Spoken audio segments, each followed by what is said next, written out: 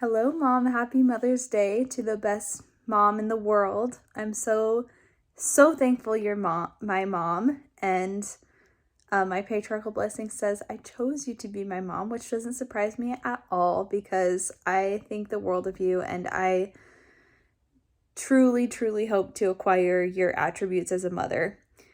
So I you know my favorite story about you, and so I'm going to share it, and I haven't got the chance to record it yet, but I love this story because it shows just how awesome you are and how fiercely loyal you are to your kids. So, for the record, here's my favorite story of Mom. When I was in elementary school, I would walk to my piano lessons and walk back home.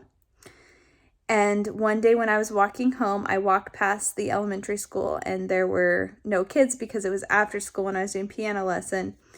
And there was a group of boys playing at the elementary school on their bikes. And as I walked past, one of the boys pedaled his bike ahead of me and pulled down his pants and mooned me. And I was so upset, and the other boys were laughing in the back, and I was so upset that he'd done this. And so the whole walk home, I was just upset. And when I arrived at home, I was so emotional and telling you what had happened and how terrible it was. And you listened to my story, and a fire lit in your eyes. And you just said to me, "Get in the car." And so I got in the car, of course, and you sped to the elementary school with fire in your eyes, and I did not know what you planned to do with these unfortunate boys who had dared mess with one of your children. So we got to the school, the group of boys was still there. You drove up right in front of them and parked. And I stayed in the car and just ducked down like this because I didn't want to see what was going to happen. But I did want to see what was going to happen at the same time. And you marched right out of that car, just like fully engaged mama bear mode. And you confronted this group of young boys, and you said, "Who mooned my daughter?" And I don't think they knew what that meant. I don't think they knew what mooning meant because they were like, "What?" And you're like, "Who pulled down their pants on my daughter? Who mooned my daughter?" And you whipped out your phone. Cell phones were brand new and you had one. And you brandished it at them and you said, "I have a phone and I'm going to use it." Or something like that. And they knew you meant business, and they started screaming and running away. But you were not done with these boys yet. You ran and got the principal who had just walked out, and you I still remember you doing this, pointed your whole body at them and said, "They mooned my daughter." And the principal was a little confused, and then when he got it, he started chasing after the boys, and the boys were just running away screaming, and you walked back to the car, and I just felt so good because you had my back, and I knew you would protect me no matter what.